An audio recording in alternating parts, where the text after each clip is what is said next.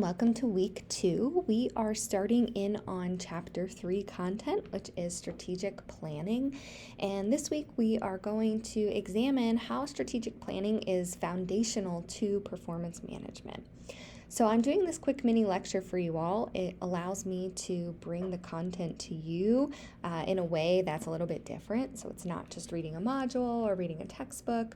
There's a little bit more of an opportunity for you to hear some elaboration and some examples, and really just makes me feel a little more connected to you all since we are operating in this asynchronous online environment.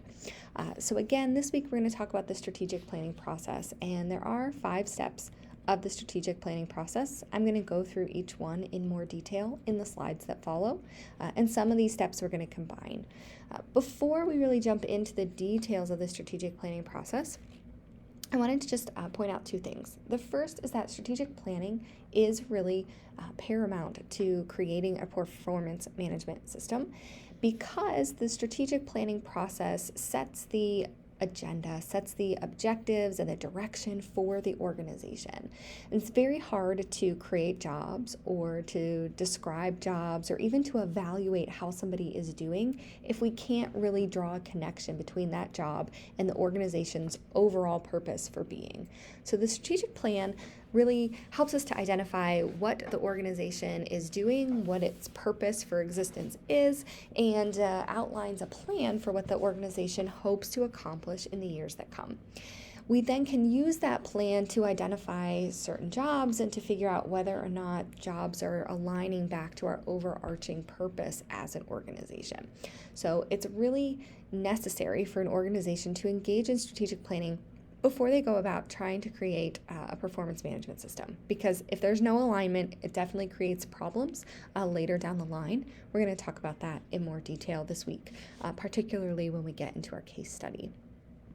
The second thing that I want to mention is that we tend to list things in steps, and we might assume that they occur in a linear fashion, but that's not always the case.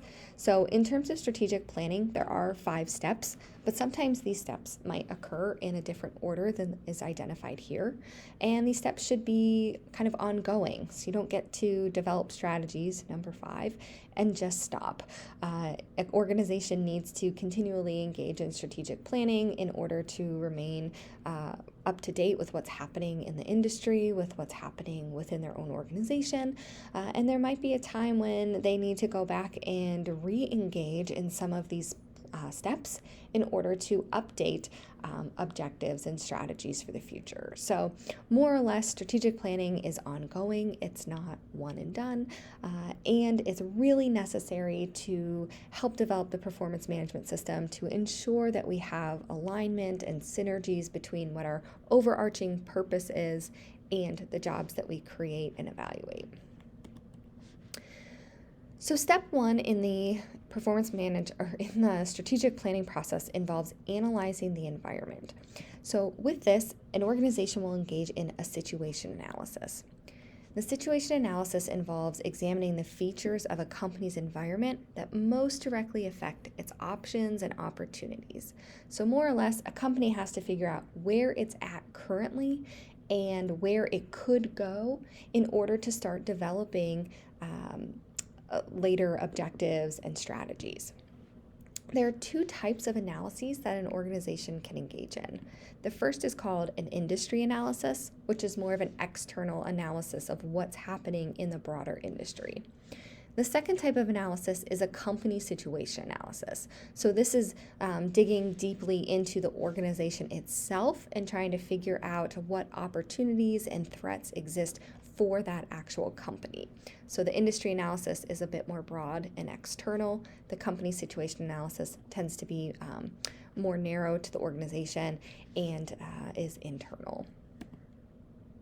So when we talk about industry analysis, this again allows us to understand the characteristics of a given industry. So you might think of any kind of industry, really, online entertainment, coffee, grocery stores, clothing, right? There are lots of industries that exist. And so with this analysis, we're trying to determine what the factors are that are affecting that industry. The most common industry analysis is called Porter's Five Forces analysis. So essentially, this looks at 5 different factors that can affect a given industry. It helps to determine how much opportunity for growth there is, potential threats for being overtaken or becoming outdated, and helps to determine whether or not it's likely that new competitors could enter the marketplace and what that might look like.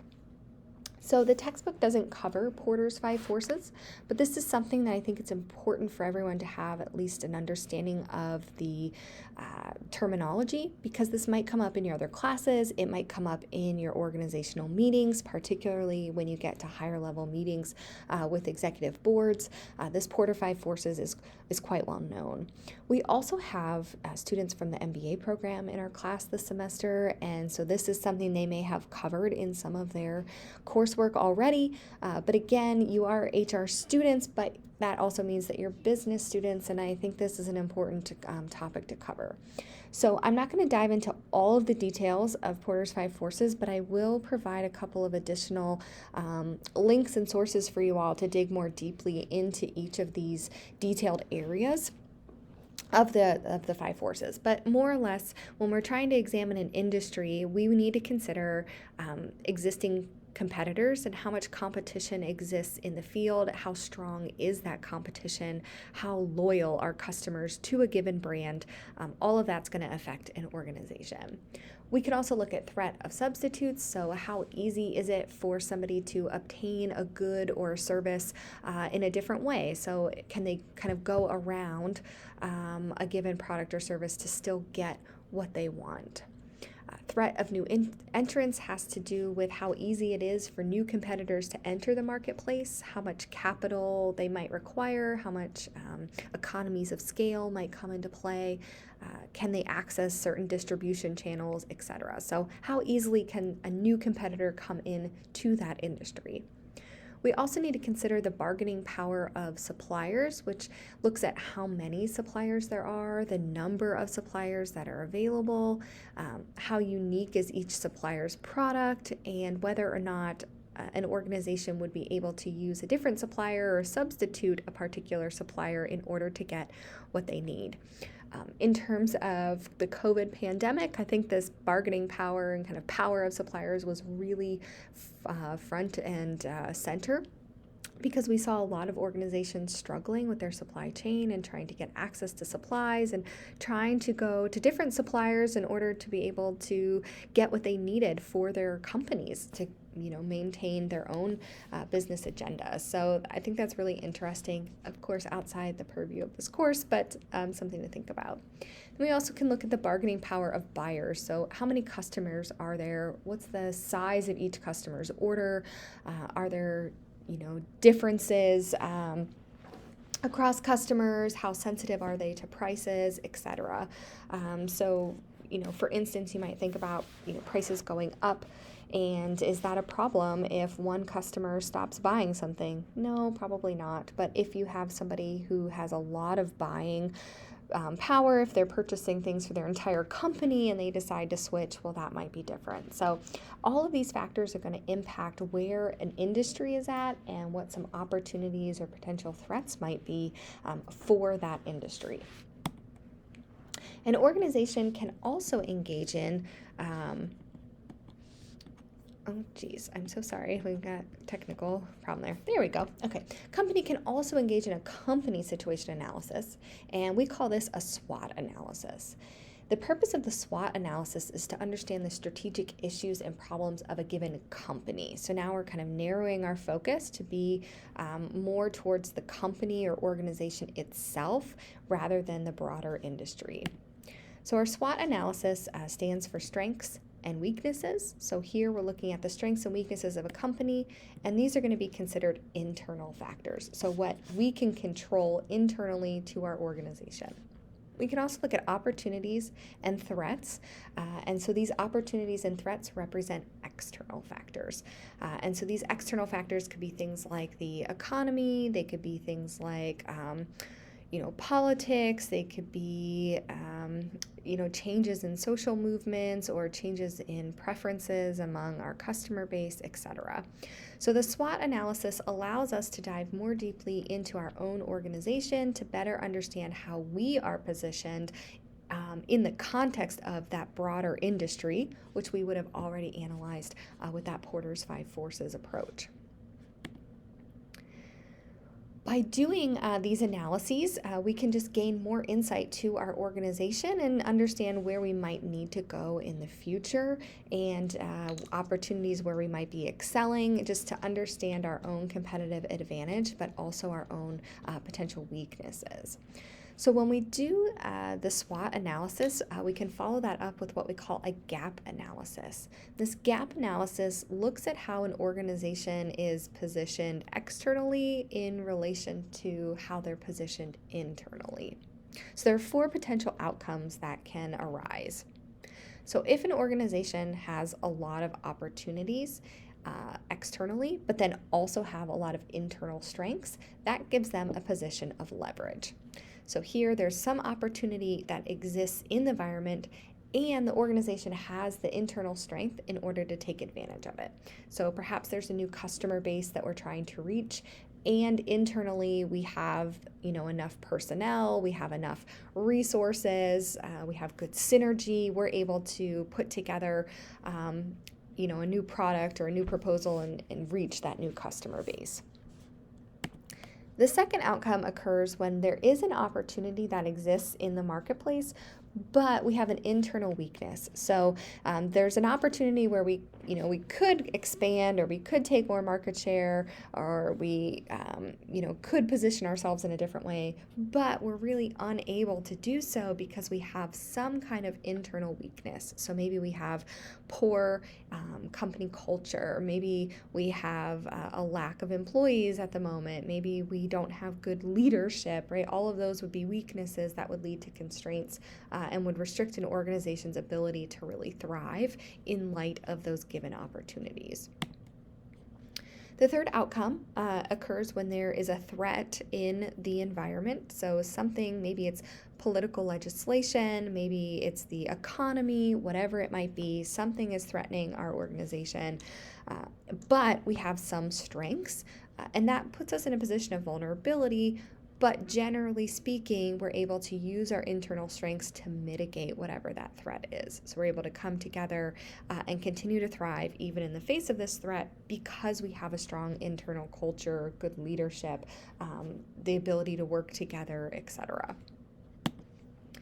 And the final outcome is when a threat exists in the external environment, but we're also quite weak internally. This would be a problem. And you would think, hey, there needs to be a stronger word for this situation, but problem it is. So again, there's an external threat, but we can't mitigate it. We can't address it because we have too many internal weaknesses to deal with. And generally speaking, organizations that kind of fall into this quadrant are really in trouble of maintaining viability in the long term.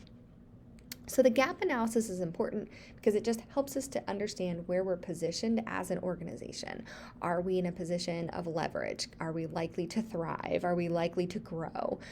Might we be in an opportunity situation, but we have some internal weaknesses that need to be addressed in order to really take advantage of those opportunities?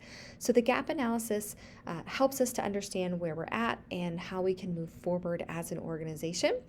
And it's important then because we can use this gap analysis to really set ourselves up for creating our vision and our mission, really establishing our organizational values. So when we talk about creating the mission, this is our organization's purpose or reason for being. So our mission really says what we aim to do and why we are aiming to do this thing. So when we talk about the mission, this is a summary of our reason for existence, why we are a company, why it's needed. So we'll talk about the primary purpose that the organization provides, maybe the scope of what the organization's activities are, and also usually a mission statement will include the customers that the company is trying to serve, the products and services that it provides, but really the mission is overall, what are we doing and why are we doing it? Missions can change over time, and this is why we talk about strategic planning as like a cyclical, ongoing process. So, what we might have started out to do initially isn't necessarily what we are doing now. And so, you might think of a company like Apple that started out just with computers, right? And now how much they have changed into cell phones and watches and all kinds of home entertainment devices. And so over time, our mission can evolve either as technology evolves, as our customer base evolves or ages, etc. So a company that wants to remain viable also needs to be evaluating its mission on an ongoing basis to determine whether or not the mission really still aligns with what the organizational operations are. So missions might need to adapt to changing environmental factors like changes in laws, changes in social environment or social expectations. And then we establish our mission, and then we also have to have a vision. And so the vision is more forward thinking about where the company is headed in the future. So the mission kind of summarizes what we're doing right now, what our purpose is, and then vision says, well, here's where we're kind of dreaming big and where we think we will be headed in the future. So the organization sets this mission, sets the vision, which kind of gives us this overarching understanding of what the company is doing and why they're doing it. But then the next step, step 4, is involving of setting objectives. So the objectives help us to understand kind of what the organization needs to do in order to fulfill the mission and vision. So objectives state what is to be accomplished in specific and measurable terms with a target date. So objectives are more or less their goals of what we intend to accomplish, and they need to be very specific. So we're saying exactly what it is we intend to do. They need to be measurable, which means they have to be quantifiable. And we tend to assign a target date, and this helps to keep us accountable for accomplishing our objectives by the time we said we would. So again, objectives need to be based on the organization's mission. So our mission is what we purport to be doing, and we state why we need to be doing it, and then the objectives are going to help us to fulfill that mission. Objectives also allow us to take advantage of opportunities. So if an opportunity exists in the marketplace, then we need to set an objective that's going to keep us on track of taking advantage of that opportunity. We can also use objectives to help address weaknesses and problems that exist. So if we identify a weakness in our organization, or if we find that we're in a state of potential vulnerability, how can we come around to remediate those issues? Well, we can set objectives that target those weaknesses and problems. And importantly, our objectives are going to state what we're doing, not how we're doing it. So the objectives kind of say what we intend to do, and then when we get into talking about strategies, those are more specific about how we're going to go about reaching the objectives. So when setting objectives, as I mentioned, they need to be specific. So we need to be very clear in our language to state what it is that we're doing. So we need to state the exact level of performance that we desire. For instance, if we said we wanted to be successful in 2022, this is not very clear. We don't know what it means to be successful. What does that mean? It's not specific. So instead, we might say we want to earn a profit of $50 million. I think relatively, we could assume that that would be successful, but earning a profit is specific behavior or specific action that we are looking for, rather than just saying be successful, which is quite vague and we're not sure what that really means. Objectives also need to be measurable, which means we have to identify criteria that can be observed and measured. So generally speaking, objectives are quantifiable. They have some kind of number associated with them. We can look at those numbers and figure out, did we reach it? Yes or no. So it's more objective in that way. So for instance, we might say we're going to deliver perfect customer service. Well, again, this is kind of vague. We don't know what perfect means. How is that being measured? It's not clear. So we might say something like attain a 90% customer service or customer satisfaction rating. If we obtain an 88% rating, we didn't meet our objective. If we attain a 92%, we did. So using these very specific targets allows us to understand if we have in fact met our objectives without having any subjective kind of analysis needing to take place. It's very clear we either did or didn't meet it. And then lastly, we need to identify a target date. And so this says we are going to establish a date by when we expect to achieve this objective. So rather than just saying we're going to become the leader in the industry, we might say we're going to become the #1 rated firm in the industry by 2023. So here we're being very specific. We're able to assess if it's measurable or not, right? Are we #1 or not? And we've given a date by 2023. Just kind of as a quick aside, I noticed the other day I was pouring milk from the carton, and I noticed that the company we were using indicated that it was trying to reduce some of its environmental impact, and it had a date by when it was going to be carbon neutral. So it had a year listed on the actual milk container, and by doing that, you're kind of saying very clearly to all of your constituents and your stakeholders, here are our objectives, and you can hold us accountable because we're publicizing those dates so we can determine whether or not we've actually met our objectives. So you might look back at some of the organizations, and I think this is fun if you take a few minutes and just do a quick search. So here, look up one of these companies, big companies that have a lot of recognition, to find their missions and visions. These are usually quite visible on their websites. So you can do a quick Google search and see if you can identify the organization's mission and vision. From there, then go to the company's job board and see if you can look up a current job description.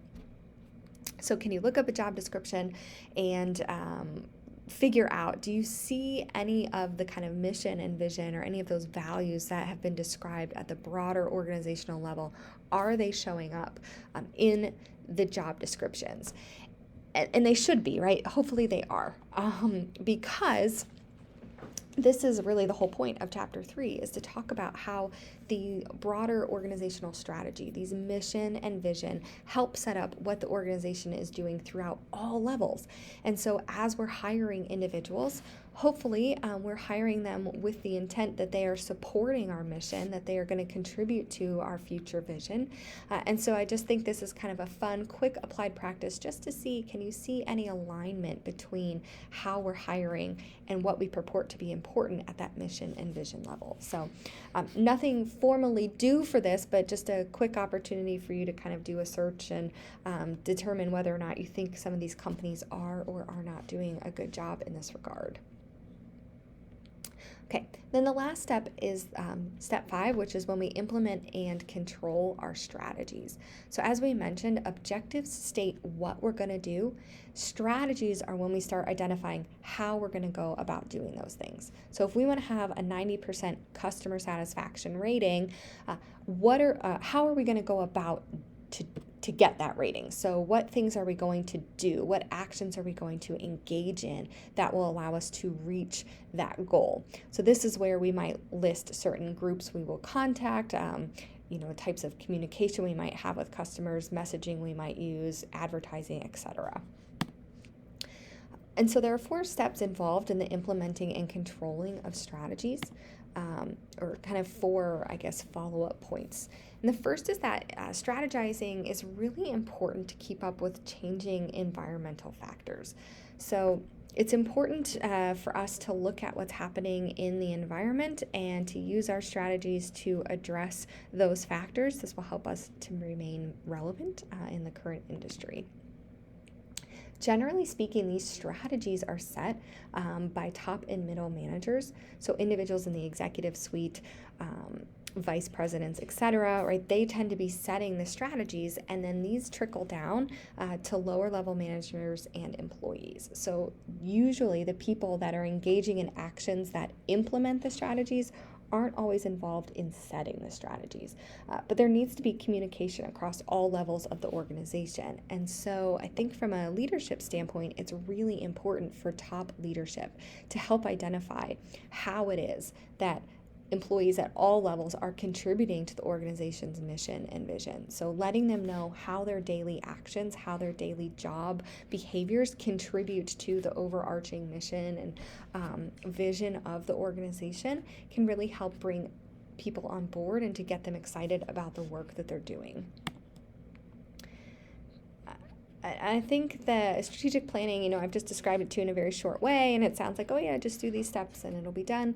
But planning is easy. Identifying what needs to be done is easy. Implementing is much harder, particularly if there's a lot of scale to what needs to be done, if there's a lot of coordination, if there's great changes, great threats, etc.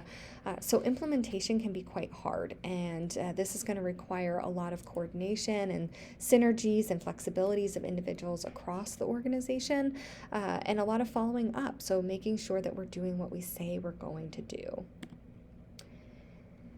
And then control is, implementing is when we take steps to actually see through our strategies that allow us to meet our objectives. And control is this function of looking back and kind of monitoring to say, how are we doing? Are our strategies working? Do we need to make changes? So control allows managers to monitor this implementation process to make modifications when necessary. So if something isn't working, let's come up with a backup plan. What can we do instead? How might we continue to reach our target market and our target audience and to reach our objectives, even in light of some of these roadblocks we might be experiencing? And that's why we can consider, strategic planning as an ongoing process, because once we have a plan in place, once we've identified strategies, the work is not done. We have to go back and verify that it's working, and if it's not, figure out why, and then figure out what we can do in response. So it's an ongoing process that really is guiding our overall organizational approach. And again, strategic planning helps us really figure out who we are as a company. What are we doing? What purpose do we serve the community and the broader sort of environment? And then how do we ensure that the people we're hiring and the work that we're doing is supporting our overall mission and vision? Are they aligned? Is this daily work and the way we're evaluating it in alignment with what we're hoping to do or what we say we're hoping to do as an organization? So really, at the end of the day, alignment is such a critical factor, and without it, we might run into some problems, which we'll unveil, kind of discuss here throughout the rest of the weekly module and throughout the case study this week. So that's your first mini lecture. If you have any questions, please don't hesitate to reach out to me. I'm here to support you, and I'm happy to answer any questions or set up a meeting if you would like. All right, everyone, have a great and productive week. Take care.